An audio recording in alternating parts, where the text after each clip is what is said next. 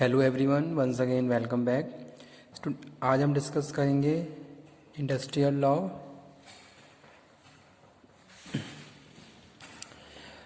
Unit second में हमारा जो एक्ट चल रहा है वो है एम्प्लॉय कंपनसेशन एक्ट 1923, जो हमने स्टार्ट किया था अपने लास्ट 2 और 3 लेक्चर से।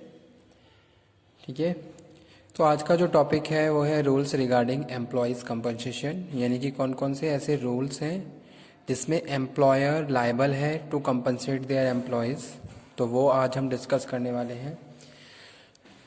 So let's start rules regarding employ compensation.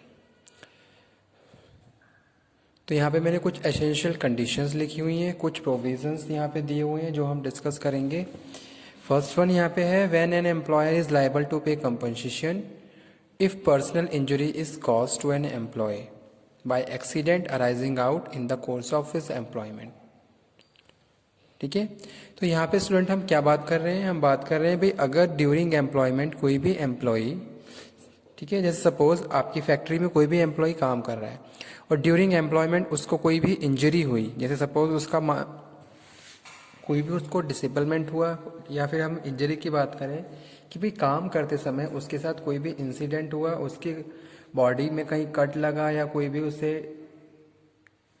Disease हुआ, इंजरी हो रही है, तो उस केस में एम्प्लॉयर लायबल है कि वो उसको कंपनसेट करे। तो वो चीज़ यहाँ पे हम बात कर रहे हैं। When an employer is liable to pay compensation if personal injury is caused to an employee by accident arising out in the course of his employment. ठीक है, या फिर कोई एक्सीडेंट हुआ जिसकी वजह से उसको प्रॉब्लम हुई, तो उस केस में एम्प्लॉयर की लायबिलिटी है कि वो क्या करेगा, अपने एम्प्लॉयज़ को कंपनसेट करेगा।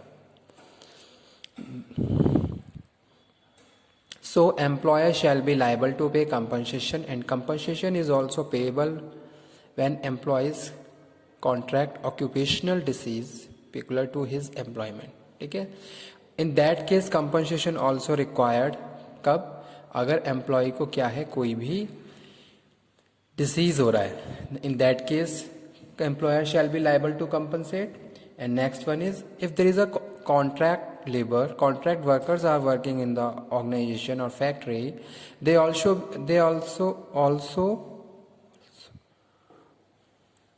entitled to take compensation from the side of employer.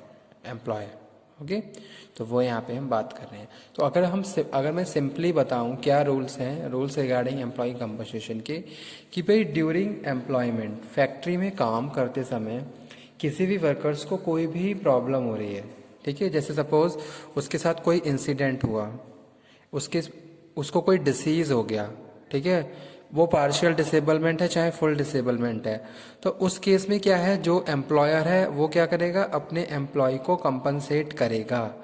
ये प्रोविज़न दिया गया है अंडर कंपनसेशन एक्ट 1923।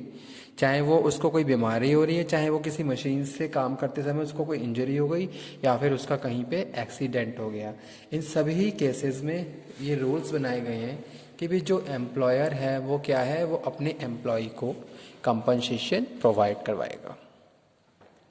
तो वही चीज़ आज इसमें हम डिस्कस करने वाले हैं, जो कि मोस्ट इम्पॉर्टेंट पॉइंट है, रूल्स रिगार्डिंग एम्प्लॉयज़ कंपनसेशन।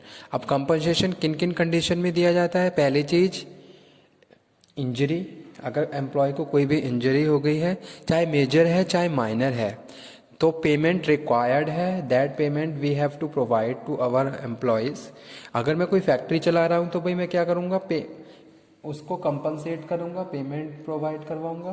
ठीक है, किस किस केसेस में, अगर कोई इंजरी हो गई है, वेदर इंजरी मेजर और माइनर, सेकंड कोई डिसीज हो गया है, ओके, जैसे सपोज आपकी ऑर्गेनाइजेशन फैक्ट्री का एनवायरनमेंट, और उस एनवायरनमेंट में काम करते हुए वर्कर्स को कोई डिसीज, कोई बीमारी हो गई, तो उस केस में भी क्या है, employer shall be liable and employ entitled to take compensate in the terms of payment. Okay, तो वो सारी कंडीशंस यहाँ पे हम बात कर रहे हैं किसमें, अंडर कंपनसेशन एक्ट 1923। उसके बाद हम डिस्कस कर रहे हैं essential conditions for payment of compensation. तो कौन कौन सी एसेंशियल कंडीशन है पेमेंट की? फर्स्ट है personal injury cause by the employees, कोई पर्सनल इंजरी हो जाती है एम्प्लॉय को, इन that case employer shall be compensate. Second one student यहाँ पे हम बात कर रहे हैं the injury must be cause by accident, या कोई एक्सीडेंट हुआ, सडन कोई एक्सीडेंट हुआ एम्प्लॉय के साथ जिसकी वजह से कोई प्रॉब्लम हुई, in that case employer shall be compensate to their employ. Third one is the accident must arise out and in the course of employment. ठीक है, जैसे सपोज कोई भी आप काम कर रहे हो और उस काम करने के दौरान कोई भी आपको इंजरी हो गई, तो उस केस में भी क्या है, एम्प्लॉय कंपनसेट करेगा। Okay, employer sorry. Injury must result in the death और केस ऑफ पार्शियल और टोटल डिसेबलमेंट। जैसा कि मैंने अपने प्रीवियस लेक्चर में आपको डिफरेंस भी क्लियर किया था कि भाई पार्शियल डिसेबलमेंट और फुल डिसेबलमेंट में क्या डिफरेंस होता है। ठीक है, तो वो भी क्या है, एक एसेंशियल कंडीशन है अंडर कंपनसेशन एक्ट कि भाई कोई इंजरी हुई जिसका कारण हुआ कि डेथ हो गई, इन दैट केस जो भी डिपेंडेंट है दे मस्ट बी कंपनसेट।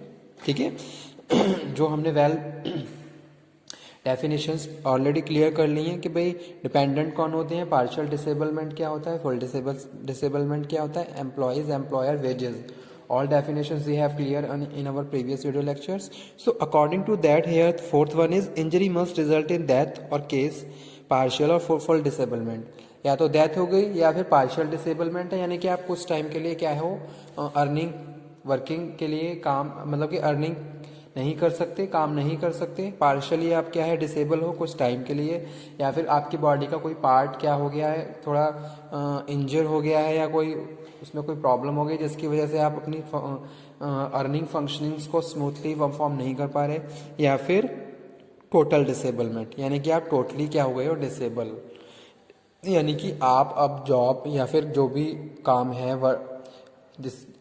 जो आपको वेजेस प्रोवाइड करवा रहा है वो आप नहीं कर सकते। ठीक है, जैसे कि क्या है किसी वर्कर्स के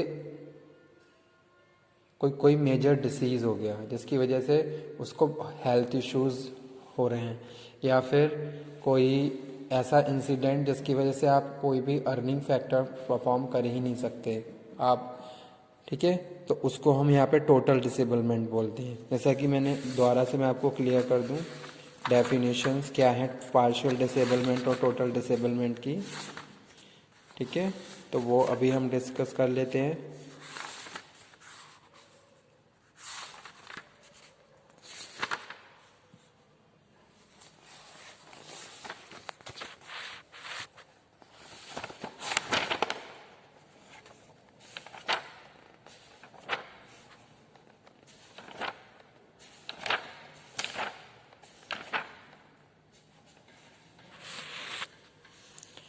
यहाँ पे लिखा हुआ है partial disablement section 2(1) sub section जी।